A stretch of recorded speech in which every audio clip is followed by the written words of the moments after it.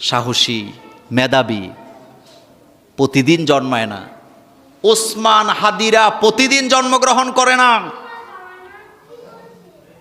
তারা শতাব্দীতে একটা দুইটা করে এই উজ্জ্বল প্রতীপ সমাজে, রাষ্ট্রে জ্বলে উঠে। আগামী 100 বছরে আরেকজন ওসমান হাদি বাংলাদেশে আপনি তৈরি করতে পারবেন না, পারবেন না। আর তাদেরকে নিভিয়ে দেওয়ার জন্য বাতেলেরা, দালালেরা চিরকাল অস্ত্র নিয়ে দাঁড়ায় থাকে। কি ক্ষতি করছে? নিজের দেশটাকে ভালোবাসছে, এর বাইরে আর কিছু করছে নাকি? চাঁদাবাজি করছে, টেন্ডারবাজি করছে, কাউকে গালি দিছে, কারোরে মারছে? সরাই দিছে। বাংলাদেশের আলেমদের চোখের পানি দিয়া ওসমান হাদির বিদায় হচ্ছে। জান্নাতি মৃত্যুর আলামত লিখে নিয়ে যান। আল্লাহর নবী বলেছেন, যারা জুমার দিনে মারা যায় তারা জান্নাতি, যারা রমজানে মারা যায় তারা জান্নাতি, যারা পেটের ব্যথায় মারা যায় তারা জান্নাতি, যারা মাটি চাপা পড়ে মারা যায় তারা শহীদ, তারা জান্নাতি, যারা দিন কায়েমের জন্য মারা যায় তারা জান্নাতি, যারা নিজের সম্পদ রক্ষা করার জন্য মারা যায় তারা জান্নাতি। যেই মহিলা, যেই নারী প্রসব বেদনায়, পেটের বেদনায়, প্রসব বেদনায় মারা যায়, ওই নারীও জান্নাতি।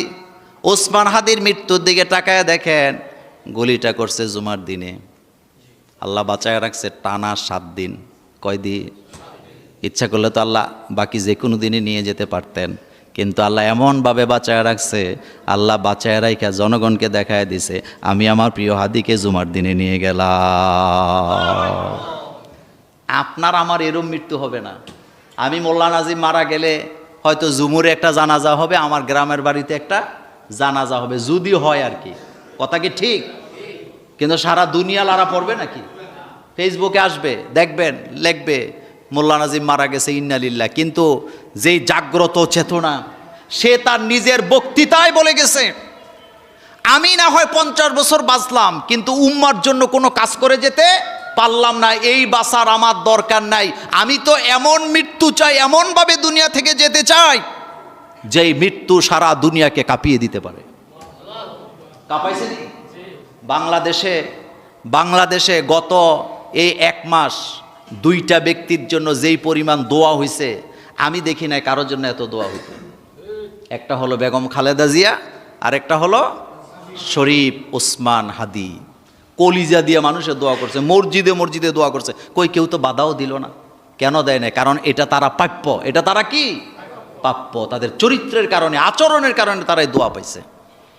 গতকালকে ওসমান হাদি মারা গেল।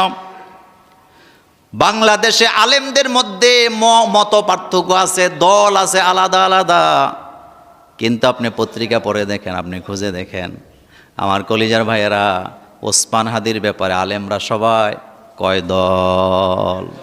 জোরে কন না। মিজানুর রহমান আজহারিও দোয়া করে স্ট্যাটাস দিছে, মারা গেছে, কষ্ট পাইছে। শায়েখ আহমদুল্লাহ স্ট্যাটাস দিয়েছেন, কষ্ট পাইছে, দোয়া করছে, মারা গেছে। রাজ্জাক বিন ইউসুফ সাহেবের যোগ্য ছেলে, আমার খুব প্রিয় আলোচক, তরুণ আলোচক, সারা রাত কানছে, লাইভে এসে তার জন্য দোয়া করছে। বাংলাদেশের এমন কোনো গণ নাই, শোকাত হয় নাই।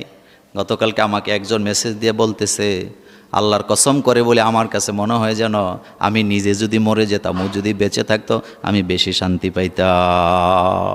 এমন জীবন তুমি করিও গঠন, মরিতে হাসিবে তুমি, কাঁদিবে ভবন। আল্লামা সাইদি সাহেবের একটা উক্তি আমার এখনো মনে পড়ে।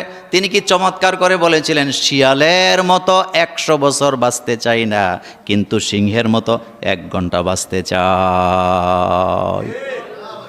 ঠিক কি না? আমাদের প্রতিবাদ চলবে, এই কণ্ঠ আছে যতক্ষণ, প্রতিবাদ চলবে ততক্ষণ। কণ্ঠ যদি স্তব্ধ হয়ে যায়, প্রতিবাদ হবে না। কিন্তু প্রতিবাদ হবে না তার অর্থ প্রতিবাদ বন্ধ হবে না। 1000টা প্রতিবাদী কণ্ঠ আল্লাহ বের করে দিবে, আপনি টেরও পাবেন না। একজন হাদিকে হত্যা করে, শহীদ করে বাংলাদেশের প্রতিবাদী কণ্ঠকে স্তব্ধ করা যাবে না, দালালির জিঞ্জির হাতে পরানো যাবে না। কারণ খবর নিয়ে দেখো, বাংলাদেশের গড়ে গড়ে হাদি তৈরি হয়ে গেছে। দালালি আর কতদিন? আমি দালালি করব কেন? আমি অন্যের ঘরে বাতি জ্বালাই, নিজের ঘর অন্ধকার। আমি আমার ঘরে বাতি জ্বালাতে চাই। আমার শিক্ষা, আমার সম্পদ, আমার কৃষ্টি, আমার কালচার, আমার বাংলাদেশ চলবে। কারো কথায় আমার বাংলাদেশ চলবে না। তোমরা গুলি করতে করতে তোমাদের গুলির বুলেটগুলো শেষ হয়ে যাবে, কিন্তু আমাদের প্রতিবাদী যুবকের সংখ্যা শেষ হবে না।